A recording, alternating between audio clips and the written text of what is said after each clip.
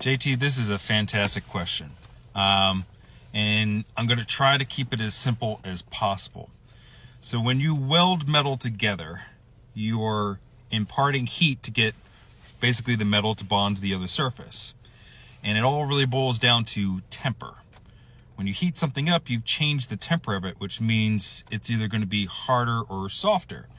And large aircraft bodies, we don't have an oven to bake the whole thing to release that stress from it, because welds inherently are harder than the material that's around it. So you're highly prone to cracking. So that's why we use rivets, because we can have, it's a cold forge process where when you put the rivet in together, it maintains the same temper and you're not imparting any of that heat to the other areas. So it still has that flexibility and ability to move, versus where a weld, it's highly prone to cracking.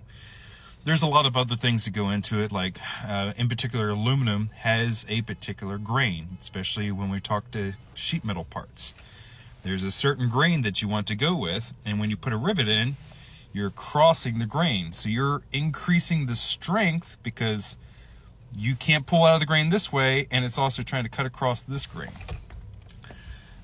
That's the oversimplify it, but yes, that is a great question. That's why we don't typically weld aircraft parts. There are welded parts, but when we talk about large body structures, it's still put together with rivets.